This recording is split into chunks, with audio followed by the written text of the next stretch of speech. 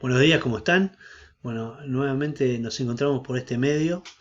La clase pasada estuvimos viendo lo que son los factores formadores del suelo y habíamos acordado en que, en que vamos a analizar cada factor en forma individual para después relacionarlos entre sí y lo vamos a relacionar a lo largo de todo el año también esto. Ahora, eh, recorriendo algunas presentaciones, me encontré con esta imagen que me parece que es muy, muy importante tenerla presente, ¿no? Les pido que hoy, en este momento, entiendan cada una de las palabras y todos los procesos y me parece interesante que lo puedan analizar, puedan empezar a ver, puedan empezar a despertar curiosidad con algunos términos que los podemos ir resolviendo en las clases. Pero lo que quiero que quede claro acá es que podemos ver a la izquierda algunos factores formadores, hay cinco, falta el hombre, y a la derecha el perfil del suelo. Y en el medio, en toda la parte central de esta imagen, vemos un montón de líneas y círculos y rectángulos, podrían decir. En realidad lo que vemos ahí son procesos. Lo que quiero significar con esto, que los factores formadores del suelo, de por sí o por sí solos, eh, no hacen nada. ¿Sí? Los factores formadores van a hacer una vez que disparen o que sean parte de esos procesos formadores. ¿Sí?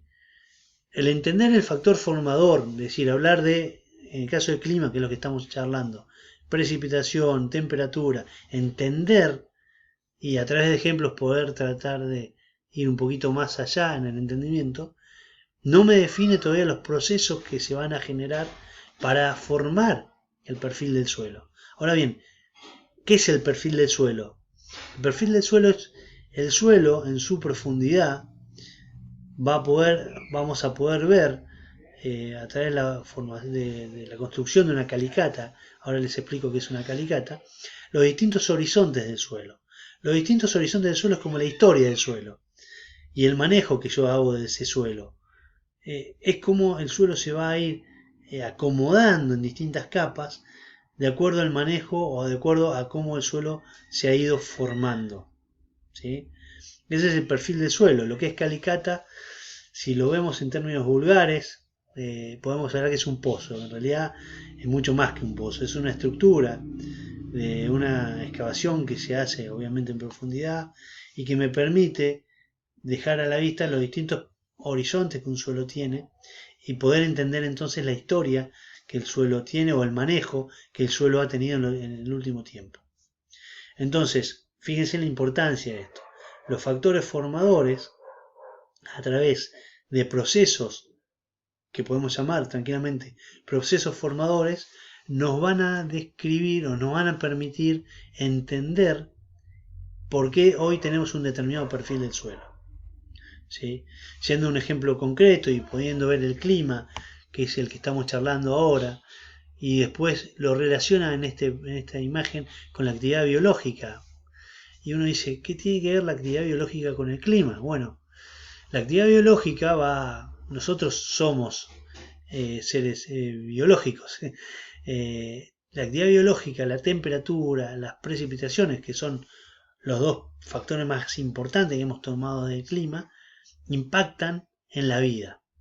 Vamos a hablar de la vida que hay en el suelo, los factores bióticos, que después lo vamos a ver, que hay en el suelo, los microorganismos, los mesoorganismos, los macroorganismos, todos los organismos de origen animal o vegetal que viven en el suelo son afectados por las precipitaciones y por la temperatura.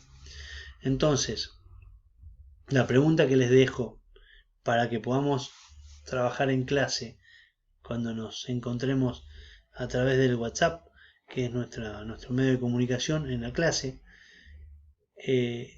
¿cómo influye la temperatura y cómo influyen las precipitaciones en la vida que hay en el suelo? ¿Cómo influyen en los organismos que hay en el suelo? La temperatura y las precipitaciones. Les dejo esta pregunta, espero su respuesta, piénsenla, analícenla y la compartimos en clases. Nos vemos.